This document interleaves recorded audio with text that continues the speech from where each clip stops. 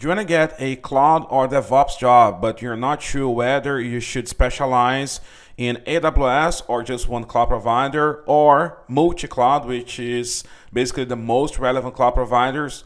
That was the same issue that John was facing on his career. So basically, John was not able to land any cloud job because he was not having the multi-cloud hands-on expertise on the major cloud providers, which are AWS, Azure, Google Cloud, and our cloud infrastructure. Once he got that hands-on expertise, the things changed to John. Take a look on this video.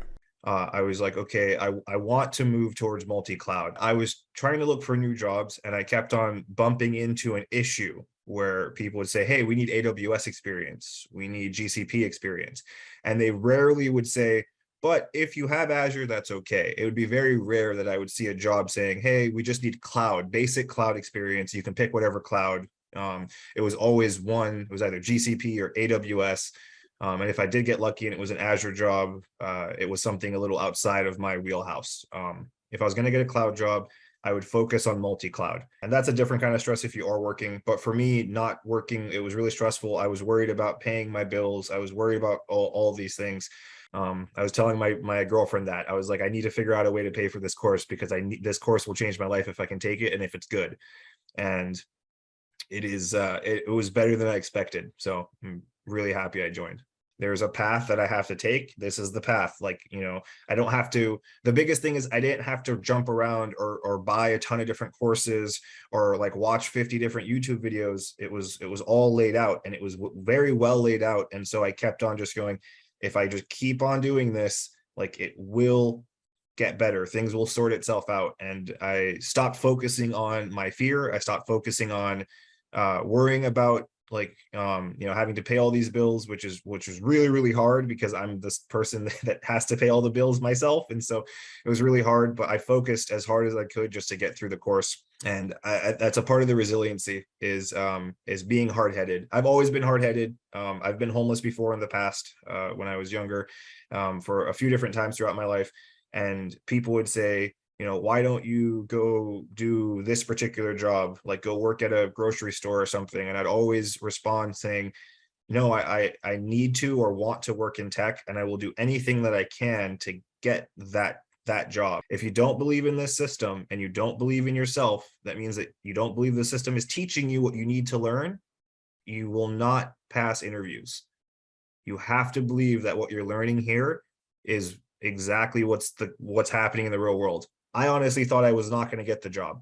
And so for them to turn around and say, here's your offer letter, a considerable offer letter at that, I was very excited. And to be told that everyone, including the person that really, really made it hard, was actually very excited for me to be on the team. He said, he he emailed me privately after I got my confirmation and offer letter saying that he was very excited to have me on the team and he enjoyed our conversation, even though I was basically dying and he was having fun. So don't worry about that stuff. Life is hard. Absolutely. Life is hard for everyone. We can make it a little bit easier if we work incredibly hard. Follow the process, apply for at least 10 jobs a day. And I mean that, really. Just apply to every single job that fits in your wheelhouse. Apply one level above and one level below. And what that means is apply for jobs that you think you're not ready for and apply for jobs that you are overly qualified for. You never know. You actually could probably get a job that you might not feel you're qualified for, but the team that you interview with says you're the one and they pick you. And that means you get a better job, a higher pay and everything.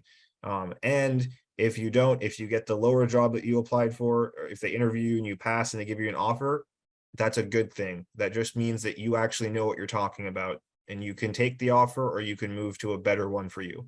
But when it comes to what got me this job, which was having Google Cloud knowledge and just multi-cloud stuff, it's only been what we've been given from Gene. That's it. That's all I've been doing. No other books, no extra videos, just everything from here. Definitely don't be scared. Right? Don't be scared to put yourself out there. Don't be worried about everything else. If this is what you want. And like I said, right, I had to tell that to everybody when I was homeless, sleeping on the street. I said, this is what I want. This is what I'm going to get. And I got it. I worked hard for it. And so one of the easiest ways to get things is to go grab them and to seek them versus just to wait. So definitely, you know, it sounds crazy, but I think you should be applying to 10 jobs a day or more. I have people reaching out to me now that for jobs that I applied to over a month ago. Hey, we're super interested. We saw your resume. We would love to get you in for an interview. And I'm, well, yeah, thank you, but I already have a job that I really like. You see that? And in addition to that, this article shows that 90 plus percent of the organizations will have a multi-cloud future, right? So multi-cloud is a new normal, as the article also says. And with all of that, I think you have already got the answer yourself, right?